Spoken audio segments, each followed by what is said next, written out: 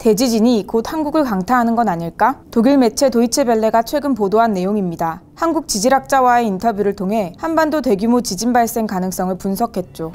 사실 저도 좀 놀랐는데요. 기존에 알고 있던 한반도와 좀 다른 지진 환경이 아닌가라는 우려를 하게 됐던 것 같고요. 한반도에 대해서 세계인이 관심이 많아지고 있고 최근 들어 발생하는 지진이 조금 특이하다는 것을 세계인들도 알고 있다는 반증이기도 합니다. 사실 한반도에는 소규모 지진이 심심찮게 발생하고 있습니다. 그중 4월 말부터 5월 초까지 전남 해남 지역에서 발생한 지진은 조금 이례적이라는 평가를 받습니다. 규모 2.0 미만의 비교적 작은 지진이 대부분이었지만 깊고 좁은 면적에서 연속적으로 발생했기 때문입니다. 이 외에도 전북 완주에서 규모 2.8의 지진이, 북한 평강 지역에서 규모 3.8의 지진 등이 발생했고 지난 4월 26일 이후 전남 지역에는 400여 차례의 지진과 진동이 발생한 바 있습니다. 때문에 곧 규모 5.8의 경주 지진과 5.6의 포항 지진을 넘어서는 중대형 지진이 발생하는 게 아니냐는 전망이 나오고 있는 거죠. 한반도는 큰 지진이 많지 않았습니다. 규모 2 이상 3 미만의 지진이 50회 안팎으로 발생하는 수준이었죠. 하지만 2011년 동일본에서 발생한 규모 9.0의 대지진 이후 크게 바뀝니다. 규모 5 이상의 중대형 지진 10번 중 5번이 2011년 동일본 대지진 이후 발생했죠. 당시 지각 변동의 여파가 한반도에 영향을 미치고 있다는 분석이 제기되고 있는 이유입니다. 동일본 대지진이 발생하고 나서 한반도는 울릉도나 이 동쪽 해안에서는 동일본 대지진 방향으로 한 5cm 끌려가게 되고 백령도나 서쪽 해안에 있는 곳에서는 2cm 끌려가게 되면서 전체 한반도 내륙은 3cm 늘어나게 됩니다.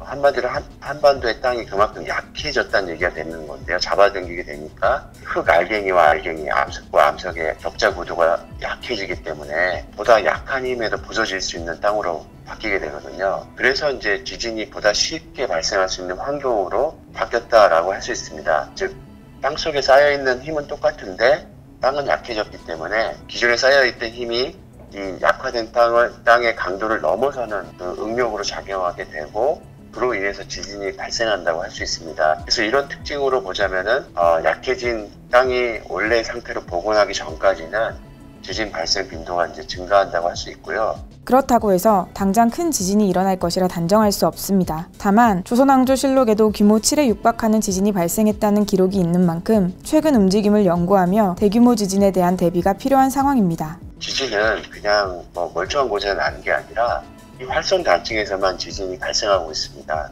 한반도 지하에 그러면 이런 활성단층이 어디에 있고 그 크기는 얼마나 크고 발생 가능한 최대 지진은 얼마가 되는지를 판단하는 게 급선무고요. 조사가 다 이루어진 다음에는 그러면 이 정도 크기의 지진이 발생하니까 우리는 이 정도의 지진에 의해서 발생하는 땅의 흔들림이 이 정도일 테니까 이 정도를 견딜 수 있는 건물을 지어야겠구나 라는 생각을 해야 되고 내진 설계 같은 것들을 이제 정비를 해야 됩니다.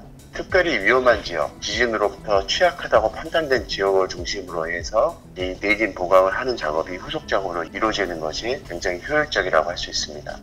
뿐만 아니라 지진 발생 시 대피 방법, 응급조치 훈련 등 재난행동 요령을 미리 숙지한다면 대규모 지진에 대한 피해를 예방할 수 있습니다.